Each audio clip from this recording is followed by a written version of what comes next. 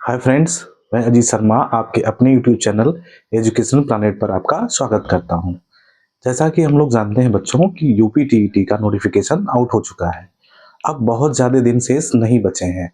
आप जी जान से इस पे लग जाइए और अपनी तैयारी को पूरी तरह से धार दीजिए ताकि आप एग्ज़ाम में अच्छे अंक प्राप्त कर सकें बच्चों। तो बच्चों हम लोग डीएलएड 4th सेमेस्टर के क्वेश्चन कर रहे थे, जो कि 50 क्वेश्चन ऑब्जेक्टिव हो चुके हैं। बचे हुए जो क्वेश्चन है ऑब्जेक्टिव के, उसको आज हम लोग सॉल्व करेंगे। और आप लोग अपनी तैयारी को बेहतर बनाए रखिए बच्चों। और इसी साल हो सकता हो यूपी सुपर टेट की भी वैकेंसी देखने को मिलेगी।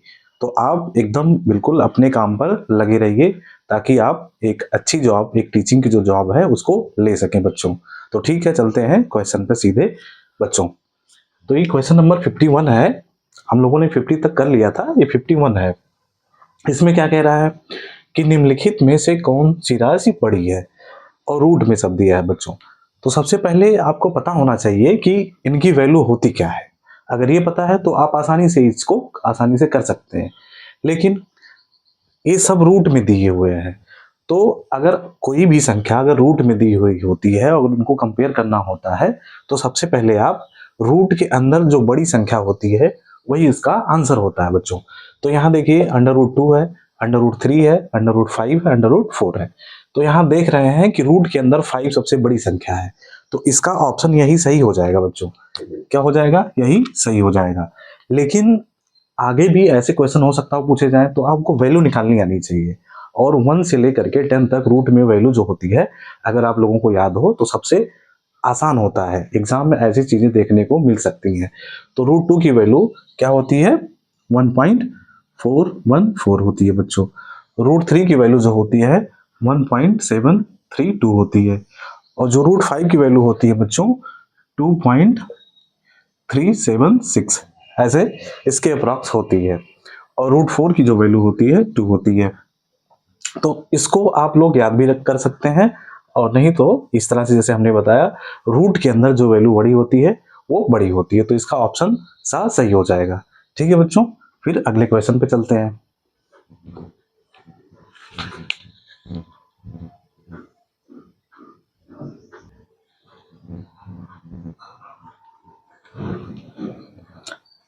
एक क्वेश्चन नंबर 52 है बच्चों। इसमें क्या कह रहा है, करड़ी अंडर रूट करड़ी 2 बोलिए या √2 का मान कितना होता है। अभी पिछले क्वेश्चन में हम लोगों ने √2 की वैल्यू निकाली थी। अगले क्वेश्चन में सेम उसी की वैल्यू पूछ लिया है। तो पता होना चाहिए कि जो √2 होता है उसकी वैल्यू कितनी होती है। अभी पिछले क्वेश्चन में हम लोगों ने किया है। तो जो √2 होता है उसकी वैल्यू कितनी होती है? 1.141 होती है।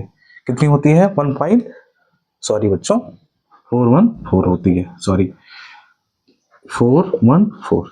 ये इसकी वैल्यू होती है √2 की। आपको याद होनी चाहिए, ये चीजें याद होनी चाहिए। एग्जाम में सीधे सीधे ऐसे पूछा जा सकता है। तो ठीक है, फिर अगले क्वेश्चन पे चलते हैं।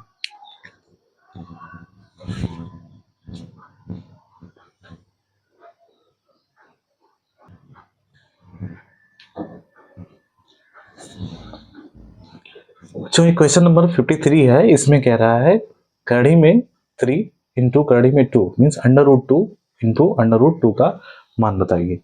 तो ये पता होना चाहिए कि इनका मल्टीप्लीकेशन होता क्या है।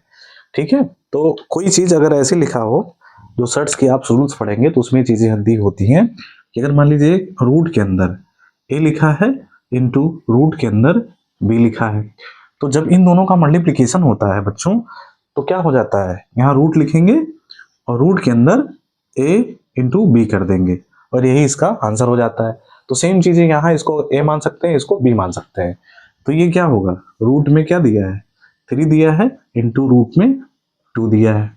अगर इन दोनों का मल्टीप्लीकेशन करेंगे तो एक रूट बना लेंगे, ऐसे एक रूट बना लिए, और 3 × 2 = 6 ऐसे लिख देंगे, और यही इसका क्या हो जाएगा, आंसर हो जाएगा।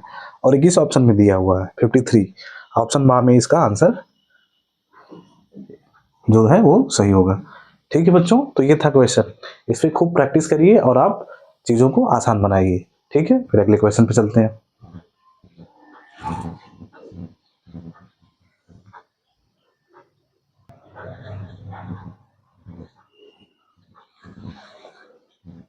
बच्चों ये क्वेश्चन नंबर 54 में कह रहा है करड़ी में 4 प्लस करड़ी में 9 का मान बताइए। तो यही है √4 प्लस √9 का मान पूछा है बच्चों। तो इसको सॉल्व कर लेंगे, इसका रूट निकाल लेंगे प्लस इसका रूट निकाल लेंगे और दोनों को ऐड कर लेंगे, वही इसका क्या हो जाएगा, आंसर हो जाएगा। तो ऐसे इसको यहाँ एक बार लिख लीजिए √4 प्लस √9। जैसा कि बच्चों हम लोग जानते हैं कि √4 जो होता है उसकी वैल्यू कितनी होती है, 2 होती है। तो इसकी वैल्यू हो जाएगी 2 प्लस इसका जब हम स्क्वायर रूट निकालेंगे √9 का तो ये 3 हो जाएगा और जब इसको ऐड करेंगे कितना होगा, 5 होगा और यही इसका आंसर हो जाएगा। और ये 54 था, 21 ऑप्शन में दिया है बच्चों, 54 का आ में दिया हुआ है, इसका आंसर हो जाएगा ऑप्शन आ हो जाएगा। Option A is the right answer. ठीक है बच्चों, फिर अगले क्वेश्चन पे हम लोग चलते हैं।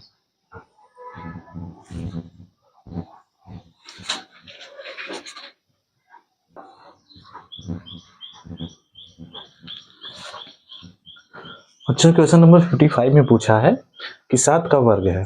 बहुत ही आसान क्वेश्चन है, अब दिया है तो करना ही है, लेकिन बहुत ही आसान क्वेश्चन है। किसी चीज का वर्ग निकालने के लिए उसी संख्या में मल्टीप्लाई करते हैं तो उसका वर्ग निकल आता है बच्चों। तो जैसे यहाँ 7 दिया है तो 7 ऐसे दिया है, इसका वर्ग निकालना है तो इसी का 2 बार मल्टीप्लाई करिए, फिर 7 से मल्टीप्लाई करिए तो 7 7 जा 49। तो जो 7 का वर्ग होगा या स्क्वायर होगा वो कितना होगा, 49। और 21 ऑप्शन में दिया है बच्चों, ऑप्शन सा में दिया हुआ, ऑप्शन सा इज द राइट आंसर, इसका हो जाएगा। बहुत ही आसान क्वेश्चन। फिर अगले क्वेश्चन पे चलते हैं बच्चों।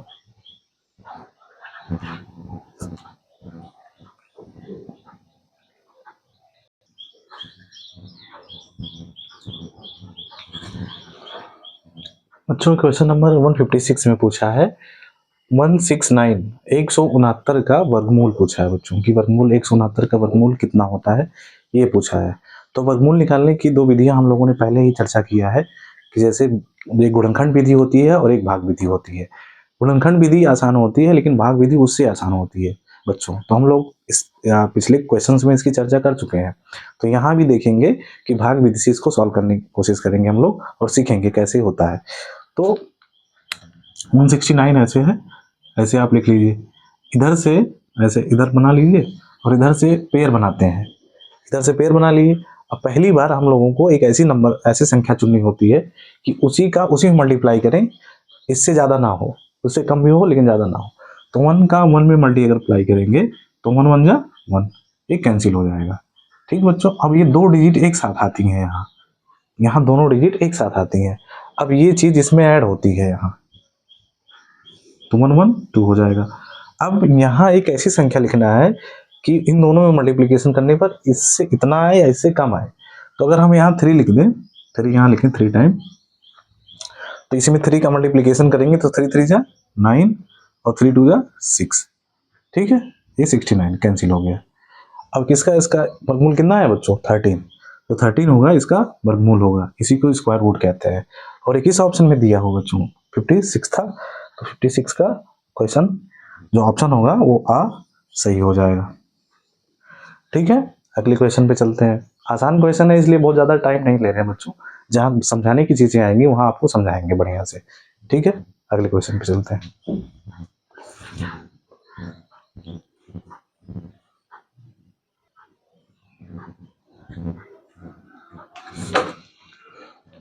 बच्चों क्वेश्चन नंबर 57 है, इसमें क्या कह रहा है, ट्रिग्नोमेट्री का क्वेश्चन है। जो आइडेंटिटी होती है ट्रिग्नोमेट्री में वो आपको पता होना चाहिए। अगर वो आइडेंटिटी पता है आपको तो बहुत ही आसान तरीके से इसको हम लोग सॉल्व कर सकते हैं सेकंडों में। तो आइडेंटिटी जो हम लोगों ने पढ़ा था बच्चों क्या था, जैसे हम लोगों ने क्या पढ़ा था कि साइन स्क्वायर ए प्लस कॉस स्क्वायर ए, इसकी वैल्यू 1 होती है। यहाँ से 3 चीज़ें और 2 चीज़ें और मिलेंगी। अगर हम इसको ले जाएंगे इधर तो 1 minus cos square equal to sine square हो जाएगा, या अगर हम यहाँ कॉस स्क्वायर अगर इधर रखेंगे तो इधर इसको ये 1 है, इसको ले जाएंगे तो माइनस हो जाएगा, तो 1 माइनस साइन स्क्वायर ए। ठीक है बच्चों, तो यही आइडेंटिटी हम लोगों को यहाँ यूज करनी है। और 1 प्लस टेन स्क्वायर ए ये भी होता है, ये क्या होता है, 1 plus tan square A equal to होता है बच्चों सेक स्क्वायर ए। ठीक है, ये पता होना चाहिए। अब इसकी भी जो आइडेंटिटी यहाँ यूज हो रही है वही आइडेंटिटी हम लोगों को यूज करना है, और यही चीजें रख देंगे और सॉल्व कर लेंगे, आंसर हमें आसानी से मिल जाएगा। तो यहाँ क्या है, 1 माइनस साइन स्क्वायर ए, ये दिया है, इंटू 1 प्लस टेन स्क्वायर ए, 1 प्लस टेन स्क्वायर ये। ठीक है बच्चों, ये दिया हुआ है। तो इसके प्लेस पे हम लोग क्या लिख सकते हैं, जैसे यहाँ दिया है तो कॉस स्क्वायर ए लिख सकते हैं। क्या लिख सकते हैं, कॉस स्क्वायर ए। तो यहाँ कॉस स्क्वायर ए लिख लीजिए, कॉस स्क्वायर ए लिख लीजिए, इंटू 1 प्लस टेन स्क्वायर जो दिया है बच्चों, वहां हम सेक स्क्वायर ए लिख सकते हैं। क्या लिख सकते हैं, सेक स्क्वायर ए। तो यहाँ सेक स्क्वायर ए लिख लीजिए, सेक स्क्वायर ए। अब सेक स्क्वायर ए को हम लोग क्या लिख सकते हैं, 1 अपान कॉस स्क्वायर ए। तो यहाँ ऐसे इसको रहने दीजिए, इंटू इसको 1 अपान कॉस स्क्वायर ए लिख लेंगे बच्चों। अब देखिए सेम चीजें ऊपर नीचे हैं, कैंसिल हो जाएंगी, ये कैंसिल हो गया। तो इसकी वैल्यू कितनी आ गई, 1, और 1 ही इसका क्या होगा, राइट आंसर होगा। 57 था, और 57 में कौन सा ऑप्शन सही है बच्चों, ऑप्शन बा, ऑप्शन बा इज द राइट आंसर। ये था क्वेश्चन, आप लोग इसको सीखिए, एक चीजें याद रखिए, आपके एग्जाम में पूछी जाएंगी, आने वाले सुपर टेट वगैरह में भी ये चीजें पूछी जाएंगी, तो बिल्कुल अच्छी तरह से इसको याद रखिए।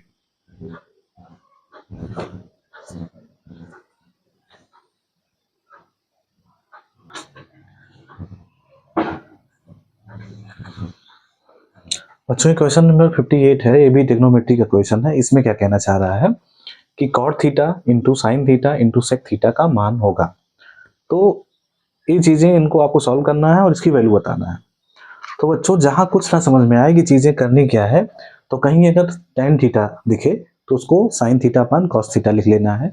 अगर कहीं कॉट थीटा दिखे तो वहां cos theta upon sine theta कर लेना है, और फिर आगे सॉल्व कर देना है, जो चीजें मिलेंगी वही आंसर हो जाएगा। तो ऐसे इसमें करना है, बहुत ज्यादा इसमें कुछ करना नहीं है। देखिए ऐसे आसान क्वेश्चन है। तो ये दिया है cot theta, cot theta into sine theta into sec theta, ये दिया है। तो कॉट थीटा क्या होता है बच्चों, cos theta upon sine theta, इसको कर लेंगे। अगर टेन होता तो साइन अपान कॉस कर लेते, लेकिन है कॉट तो कॉस अपान साइन करेंगे। तो cos theta upon sine theta, इसको हम लिख सकते हैं। ठीक है बच्चों, साइन थीटा ऐसे है, इसको रहने दीजिए, साइन थीटा को रहने दीजिए ऐसे, ये साइन थीटा हो गया, इंटू अब जो सेक थीटा है, सेक थीटा उसको हम क्या लिख सकते हैं, 1 अपान कॉस थीटा लिखा जा सकता है सेक थीटा को। तो यहाँ 1 अपान कॉस थीटा लिख लेंगे, कॉस थीटा। अब देखिए बच्चों, ये साइन से साइन कैंसिल हो जाएगा, एक कॉस से एक कॉस कैंसिल हो जाएगा, बचा 1, तो 1 आया, और 1 ही इसका क्या हो जाएगा, राइट आंसर हो जाएगा।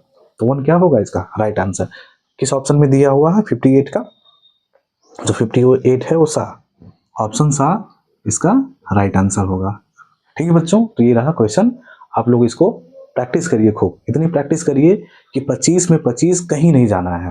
ये विश्वास मानिए, अगर इतना आप लोग कर ले रहे हैं तो 25 में 25 कहीं नहीं जाने वाला बच्चों। ठीक है, और आने वाले एग्जाम में भी आप अच्छा परफॉर्मेंस करेंगे, यही सब चीज़ें पूछी जाएंगी।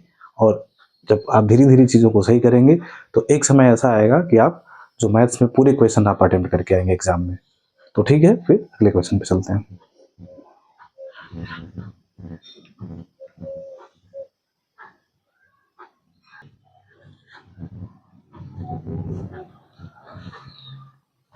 बच्चों क्वेश्चन नंबर 59 में क्या कह रहा है कि समांतर चतुर्भुज के सभी अंतःकोणों का योगफल होता है।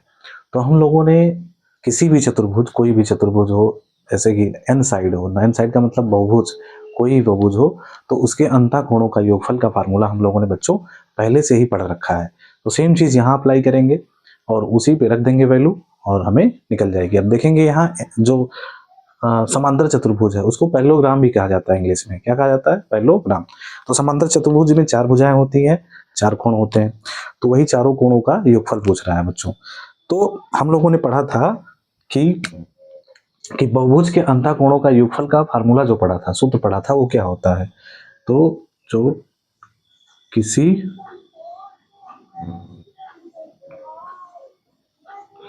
बहुभुज के अंतःकोणों कोणों का योग का जो फार्मूला पढ़ा था बच्चों, हम लोगों ने क्या पढ़ा था, n-2 इंटू 180 था, तो वही लिखेंगे n-2 इंटू 180। ठीक है, ये था। n क्या है, नंबर ऑफ साइड्स। अब यहाँ समांतर चतुर्भुज है, 4 भुजाएं हैं, तो 4 भुजाएं मीन्स n की वैल्यू 4 हो जाएगी, तो 4 - 2 कर देंगे और इंटू 180 ये करेंगे, तो 4 से 2 निकलेगा तो 2 होगा इंटू 180। ठीक बच्चों, अब यहाँ 18 जा 36 होगा, 36, एक जीरो यहाँ है तो एक जीरो लगा लेंगे यहाँ, तो 360 हो जाएगा इसका आंसर। तो किसी भी चतुर्भुज के सभी कोणों का योगफल कितना होता है बच्चों, 360 डिग्री होता है या 360 डिग्री होता है। तब वो चाहे चतुर्भुज पूछे, समांतर चतुर्भुज पूछे, वर्ग पूछे या कुछ ऐसा पूछे, तो उसके सभी कोणों का योगफल 360 डिग्री होगा। ठीक है बच्चों, अगले क्वेश्चन पे चलते हैं।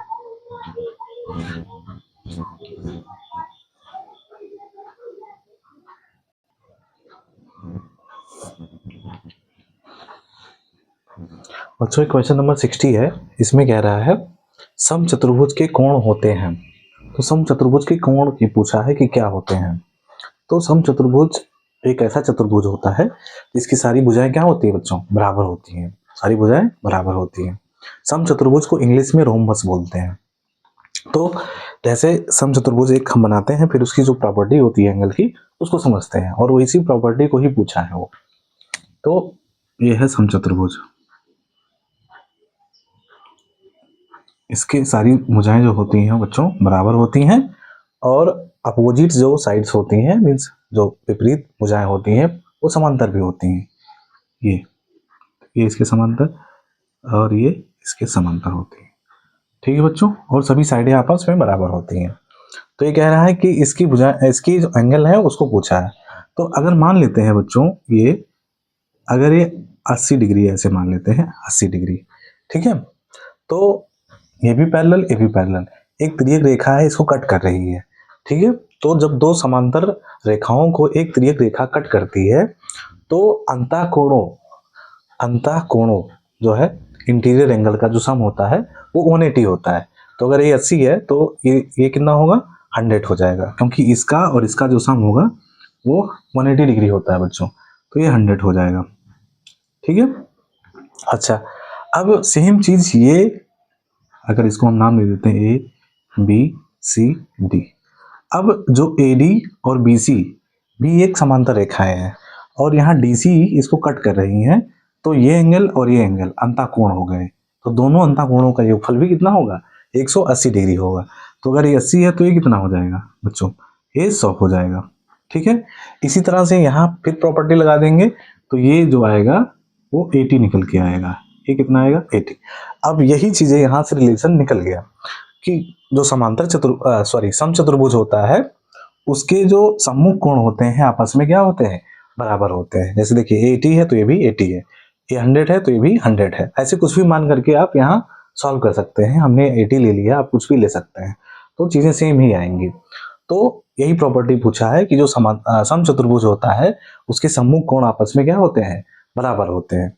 तो यही है, ये प्रॉपर्टी किसमें दिया है बच्चों, ये 60 है, और 60 का ऑप्शन द हो जाएगा, ऑप्शन द इसका राइट आंसर हो जाएगा कि जो समांतर चतुर्भुज होता है उसके सम्मुख कोण आपस में बराबर होते हैं। ठीक है, अगले क्वेश्चन पे चलते हैं।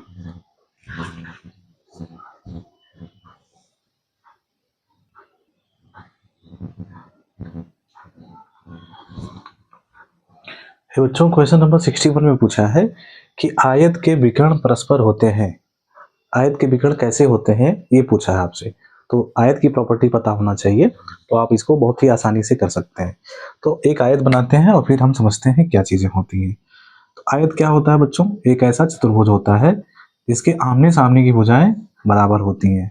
क्या होती हैं, जैसे ये इसके बराबर होता है और ये इसके बराबर होता है, और जो प्रत्येक कोण होता है आयत का वो 90 डिग्री का, 90 डिग्री का होता है। तो ये 90 डिग्री का सिंबल होता है बच्चों, ये 90 डिग्री। अब इसके विकर्ण में रिलेशन पूछा है, तो विकर्ण क्या होता है, यहाँ जो विपरीत शीर्ष होते हैं इनको मिलाने वाली जो रेखा होती है वो विकर्ण होती है, तो ये इसका विकर्ण हो गया। ठीक है बच्चों। तो इसकी सीधी सीधी प्रॉपर्टी क्या होती है, आयत के विकर्ण एक दूसरे के बराबर होते हैं। जैसे यहाँ मान लेंगे ए बी सी डी और यहाँ ओ मानते हैं खड़े हट जाए। तो जो ए सी और बी डी दो विकर्ण हैं ये आपस में क्या होते हैं, बराबर होते हैं। तो जो ए सी इक्वल टू बी डी, ये जो विकर्ण है ये विकर्ण आपस में बराबर होते हैं। अब यहाँ तो ये पूछा है, अगले क्वेश्चन में कुछ और पूछ सकता है। ये विकर्ण जो होते हैं एक दूसरे को क्या करते हैं, समद्विभाजित करते हैं। समद्विभाजित का मतलब होता है कि जो ओ ए है इतना, ये वाला पार्ट ओ ए मान लेते हैं, इसको ऐसे डिनोट कर देते हैं। तो ये दोनों पार्ट आपस में इक्वल होंगे, ठीक है। ओ ए और ओ सी आपस में इक्वल होगा और ओ डी और ओ बी भी आपस में इक्वल होगा। तो इसको ऐसे मान लेते हैं, किसी चीज़ से ऐसे दिखा सकते हैं हम लोग, यहाँ ऐसे इसको पी मान लेते हैं, तो ये भी ऐसे पी दिखा दीजिए। किसी चीज़ों से ऐसे दिखा सकते हैं इक्वल चीज़ों को। तो ये विकर्ण क्या होते हैं, एक दूसरे के बराबर होते हैं। और विकर्ण एक दूसरे को क्या करते हैं, समद्विभाजित करते हैं, बाइसेक्ट करते हैं। तो ये जितना ओ ए होगा उतना ओ सी होगा, जितना ओ डी होगा उतना ओ बी होगा। तो ये आपस में इक्वल होते हैं, यही प्रॉपर्टी पूछा था। तो ए सी विकर्ण ए सी और बी डी आपस में इक्वल होते हैं, यही इसका आंसर हो जाएगा। तो 61 में जो दिया था बच्चों वो ऑप्शन बा सही हो जाएगा, ऑप्शन बा। जो विकर्ण होते हैं वो एक दूसरे के बराबर होते हैं, ठीक है। फिर अगले क्वेश्चन पे चलते हैं।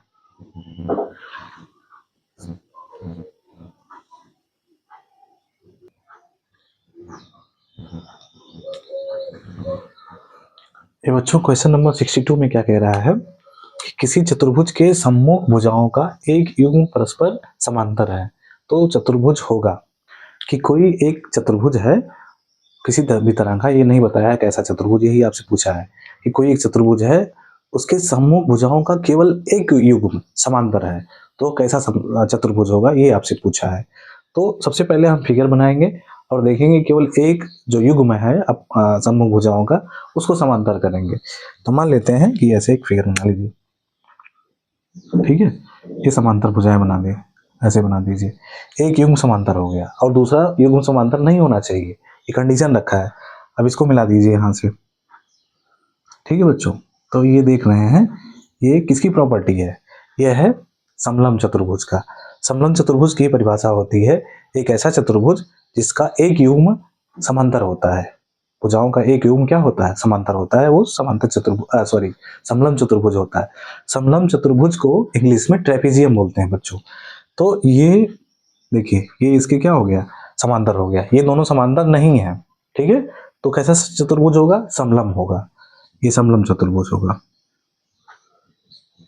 समलंब चतुर्भुज होगा।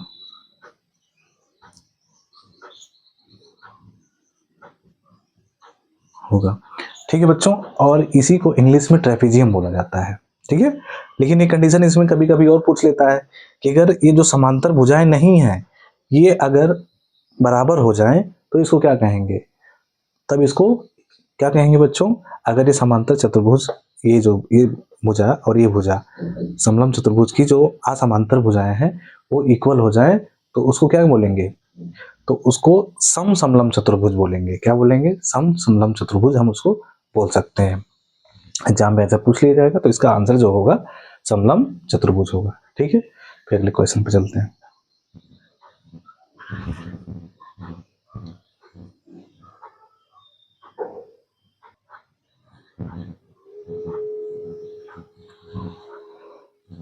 बच्चों क्वेश्चन नंबर 63 में पूछा है वर्ग की चारों भुजाएं होती हैं, वर्ग की चारों भुजाओं में रिलेशन पूछा क्या होती है।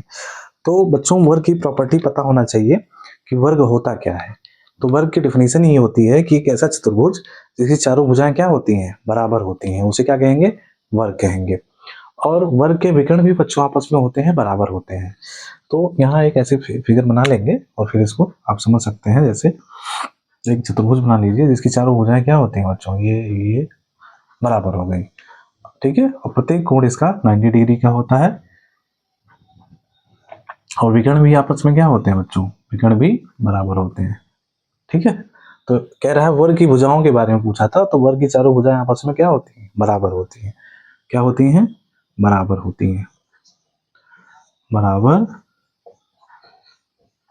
होती है। यही इसका आंसर हो जाएगा बच्चों। और 21 ऑप्शन में दिया हुआ क्वेश्चन नंबर 63 था, सॉरी 64 था, नहीं सही है 63 है और ये ऑप्शन बा में सही है। ऑप्शन बा इसका सही हो जाएगा कि वर्ग की चारों भुजाएं क्या होती हैं, बराबर होती हैं। ठीक है बच्चों, फिर अगले क्वेश्चन पे चलते हैं।